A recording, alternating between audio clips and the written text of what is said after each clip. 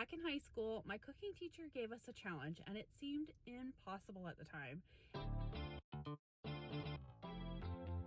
And that was to make a meal with only $15. It had to have all the components, starch, protein, and a vegetable, and we had to buy all the ingredients for only $15. In 2026, I'm going to see if that's still possible. Let's go shopping and see what we can come up with.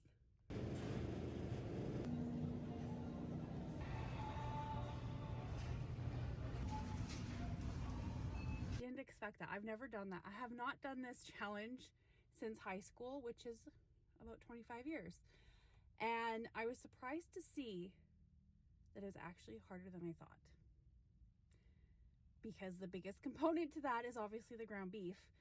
And I normally don't just buy one package at a time. I usually buy in bulk. So that was a surprise to me. Yeah. So I have a few things at home that I'm going to go along and make with this and then give an actual total, because it's definitely more than $15 at this point, but I believe I'll be less than $20, so that'll be a win.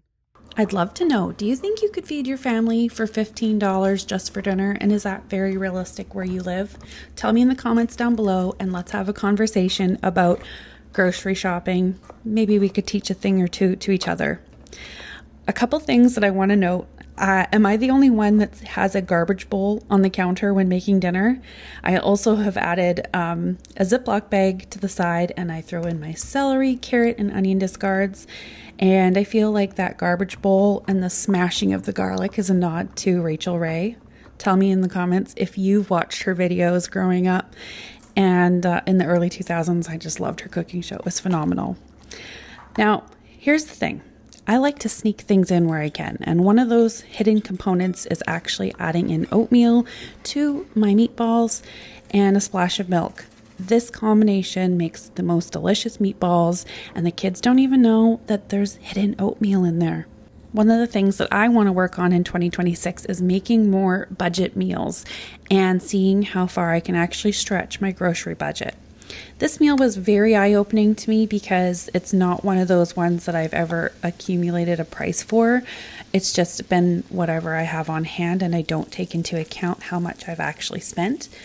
There are a few meals I have that I plan to share in the future that are very affordable and nutrient dense with convenience items. So stay tuned for that because I have them on the way.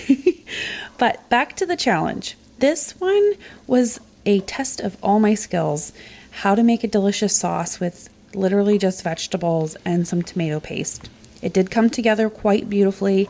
There is a full recipe in the caption. One tip I will leave you with is to save your pasta water to help make your sauce come together beautifully, and that's exactly what I did here. And it worked out quite well. Everyone seemed to really enjoy this one. It had lots of flavor and nutrients. Shopping for a single meal, not just in bulk, not stocking up and not buying family packs, but buying only what I needed was harder than I expected. I normally save money by buying in larger quantities and stretching meals across the week, but this challenge forced me to look at my grocery shopping a little bit differently. Walking through the aisles, seeing prices in Canada right now, I had this moment of clarity. For many families, this isn't a fun experiment, it's daily life. It opened up my eyes how intentional you have to be, how every dollar matters. I ended up spending $13.44 in the grocery store and used a few staples I already had on hand. The final cost worked out to be about $2.95 per serving for 6 servings, slightly over $15, but overall still a nutrient-rich, balanced meal. This challenge reminded me how important it is to take inventory of what we already have, to use pantry items, to stretch ingredients, to build meals around what's available instead of just starting from scratch every single time. It isn't about saving money, it's about perspective. And while feeding a family for only $15 today seems very different than it did back in 2001 when I did this challenge in high school, it is still possible to create something nourishing, thoughtful, and real with intention. This one definitely changed how I look at my grocery cart. Right, there it is, my extreme meal challenge. This is the first one for my channel. I'm gonna give this a try, see how it turned out.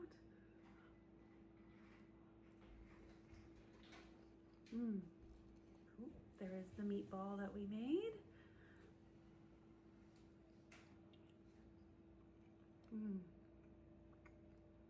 That's really good.